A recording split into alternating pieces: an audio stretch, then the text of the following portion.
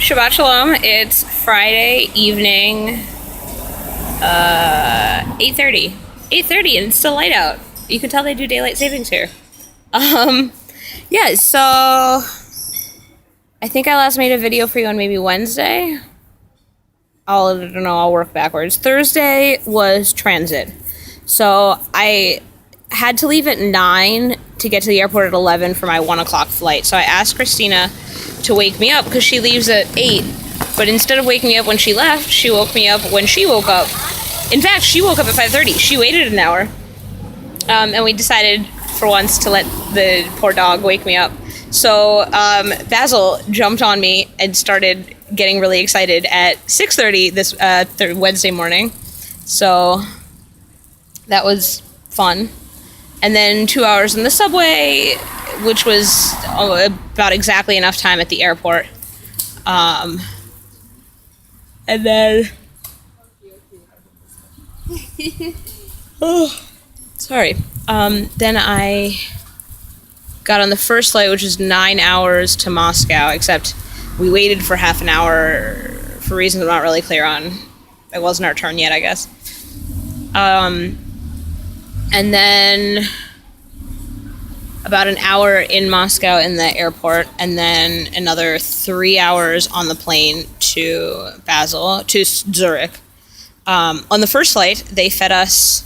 It was very puzzling. The first flight took off at 1 p.m. and landed at, well, it was supposed to take off at 1. Let's say it took off at 1 p.m. and landed at like 10 p.m. Korea time, which was 4:30 or 5 p.m. Russia time.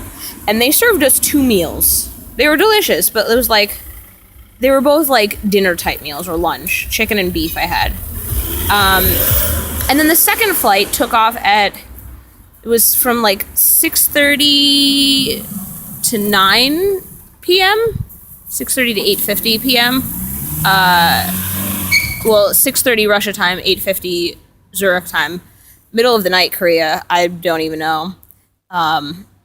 It's like a 7-hour difference, so like 4:30 a.m., whatever.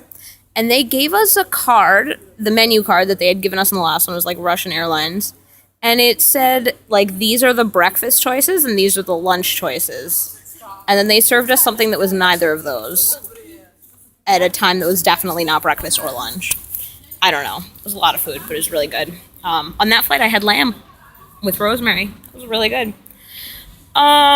Then Mike picked me up in Zurich and we went back to his place. He is so over-organized. I walked into the guest room where I'd be staying and found a desk with just guidebooks to Switzerland and printouts of the tram timetables and of the subway tram map, public transit map, and of just a regular local map with things, and he had little cards with his address and phone number and name in case I get lost, and also a whole stack of guidebooks and maps for Iceland, where we're going to meet up again in a month or so.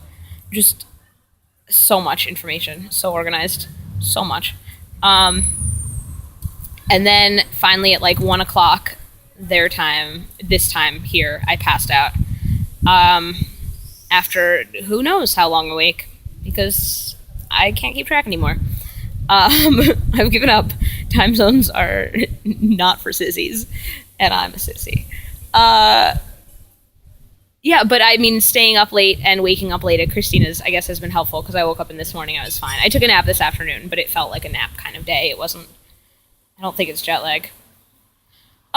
Today was a very chill, lazy sort of day. We planned out possible things to do. He showed me on a map.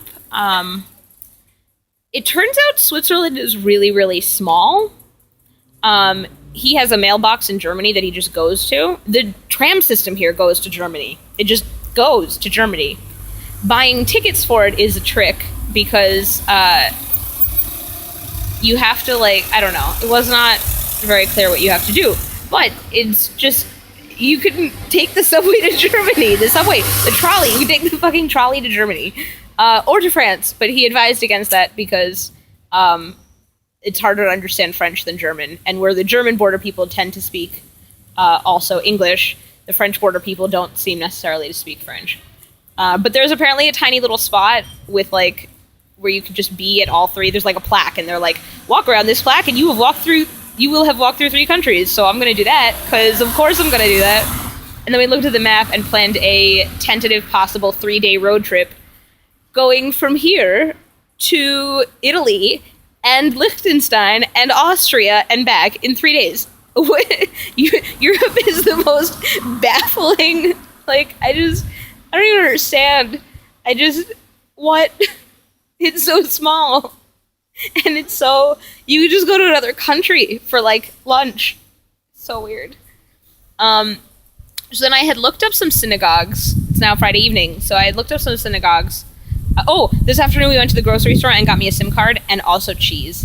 There were like 2 entire sections of cheese. One was like the off-the-shelf type cheese, and the other was like, you know, like the bakery section at a grocery store where there's like a baker and you can get their fresh-made stuff. Well, they had that for cheese. It was like not just a deli counter, it was just a cheese section, like a cheese counter. And I was just generally expressing my excitement at the quantity and variety of cheese. And the nice lady also convinced me to get some cheddar. 'Cause cheese! In Korea, you can get, like, shredded pizza cheese. You can get what's basically Kraft singles, but not. The only difference is they don't last as long. And you can get, like, imported feta, but, like, only one kind. That's about it. There's so much cheese. There were cheese sprinkles. I'm gonna post a picture. There were actual cheese sprinkles. But yeah, so now it's Friday evening, so I looked up synagogues thinking like, oh, it would be really cool to check out synagogues around Europe, because my tour plan mostly involves synagogues, yarn, and Quidditch. Which sounds good to me. I mean, and food. Synagogues, yarn, Quidditch, and food.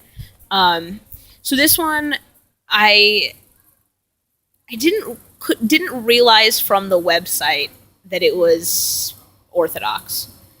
I don't think even modern Orthodox. I think it's just straight Orthodox. So as you can see, my neckline is probably lower than it should have been, and my skirt only, it like just covers my knees. And the shirt, the sweater. If I had realized it would be Orthodox, I have a mid-calf length dress and a long sleeve shirt that can go under it, but it wasn't with me, so